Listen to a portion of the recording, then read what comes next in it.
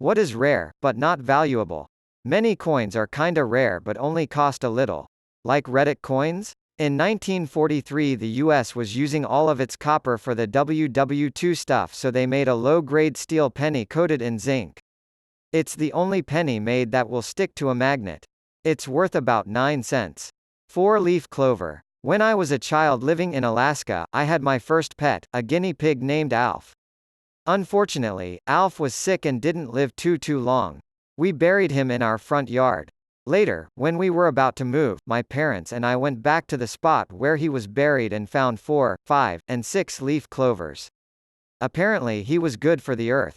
Today, 30 years later, I still have some of them that my mom made into a Christmas gift for me less than 3. A Yugo, unless you want to buy a cheap death trap of a car from a country that doesn't exist anymore. Oh, the jokes. How can a Yugo owner find spare parts for his car? He follows another Yugo. Or, what does a Yugo owner find in his breakdown pouch in the glove compartment? A bus ticket. Edit, thank you for the gold smiley face. Why did they have heated rear windows? To keep your hands warm when you're pushing them. Edit, 2 more. How do you double the value of a Yugo? Fill it with gas. The Yugo came with an optional tow package. It went on the front. Emeralds in Minecraft. Is diamond more rare or emerald? I never saw an emerald ore in my short experience of playing the game. Maybe it is because I was just not looking for it? Emerald is rarer because it is only found in extreme mountains at a certain depth. Diamonds can be found anywhere at y=18 or deeper. $2 dollar bills. Hardly in circulation and only worth $2. Rarely used. But not rare. You can go to any bank and they will give you all you want. Went to Colombia with a bunch just to hand out as tips to mess with the locals. An original Mega Drive with the HD graphics and stereo sound writing on the top, took me 15 years to find one but only cost me £20. Literal color blindness. Checking in. Recently gave up my dream of being a graphic designer, genetics FML. Honestly, depending on where you go in graphic design, the field could use people like you. Accessibility for visual media is important. We need people to design things that work for people who are color blind. Coins made before 1960. Cool, but still just a coin. Edit, alright Jesus, yes I am aware that 1,000-year-old coins are valuable. I meant a coin that you could get as change from a vending machine. Your Golf Mk3 came with cup holders, while ours in Germany didn't. Now on eBay they are selling it as a rarity, costing $65. It's not a really bone-breaking price, but damn, that's just 2 cup holders made out of plastic. Technically, every single phone number or license plate is rare in its own right, but not valuable. Tell that to the people of Delaware who are buying, selling low-number license plates for 6 figures. Wait, what? It's a thing. Plate 6 was sold back in 2008 for $675,000. A slime staff in Terraria. You'll normally stumble upon it by chance in mid to late hard mode, and at that point, it's basically useless. Even in pre-hard mode it isn't of much use, in my opinion. Edit, okay, it does have some uses now that I think about it, but as a general weapon, it's not very good.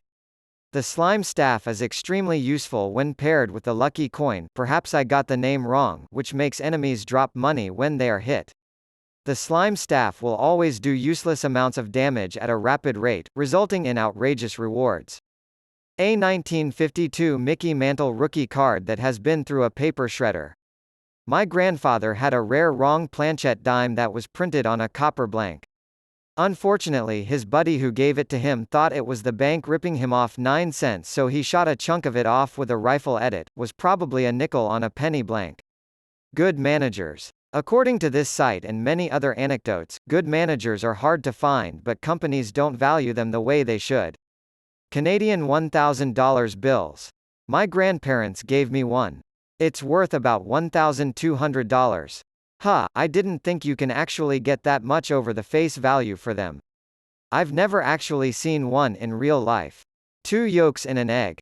Just good luck, smiley face. I found a bunch of them the other day and was super happy. When I went to throw out the carton, it turns out I had bought a box that was guaranteed to be mostly double yolks. Lol, this happened to me. I was all, what are the chances, fairly high when the carton says double yolks. Cassette tapes nowadays. Your baby teeth. Every tooth is different, but how much are people going to pay for tiny, bloody incisors?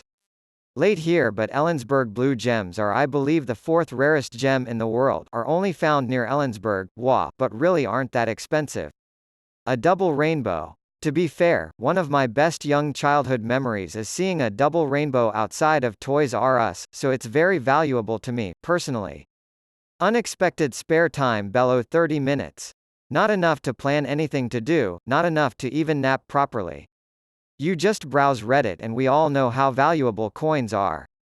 Pipe organs. The market for them is so small and removing them is so expensive that you'll be lucky to find someone who wants one and will take it out of the building for you. A PS3 operating a Theros.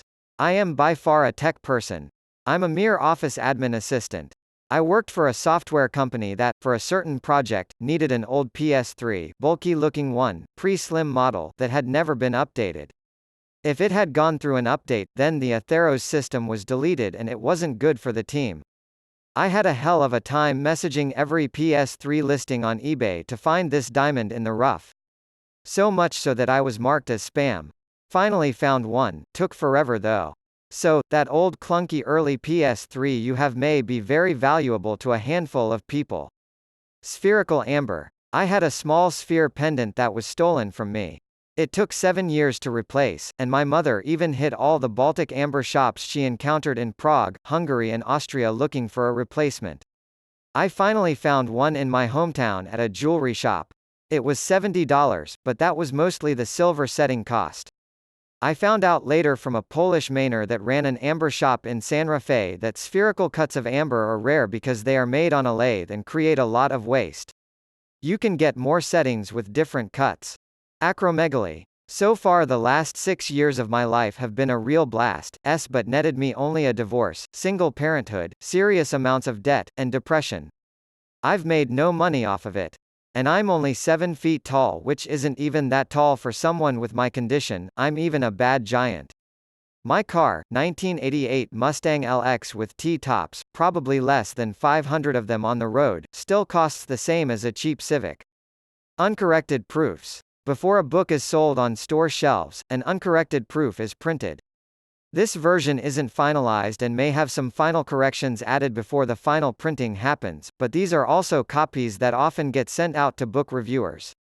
As you might guess, they're fairly hard to come by, they're not meant for regular sale, and if you have a particularly scrupulous used book store in your area they may straight up refuse to stock them.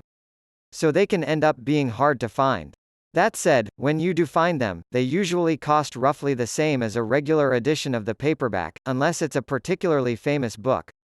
Most of the ones you'll find in used book stores or in garage sales, in my experience, are from sci-fi and fantasy books that never gained much mainstream success, they aren't that highly sought after, and they hold very little, if any, additional monetary value over regular copies of books.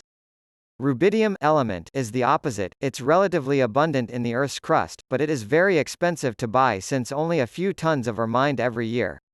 It is not used in any industry so no one bothers to mine it. My father's writing. He passed 10 years ago next year. I only have a scant few things left which either belong to him or feature his writing or signature.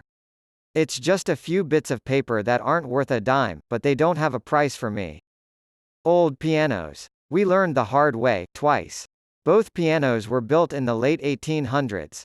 Turns out just because it's old, doesn't mean it's valuable. Both cost us to have removed and destroyed. PSA: if you have an old piano, and you are curious, you can take the serial numbers off the soundboard and look the unit up.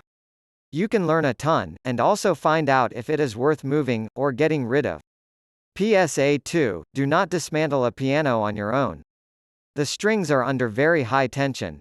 If they are cut or not removed the right way, they can whip out and cut, maim or amputate. Side note number 3, old pianos from the early to mid-1800s are sometimes equipped with actual ivory keys. 1 Brazilian real bill, Brazilian money.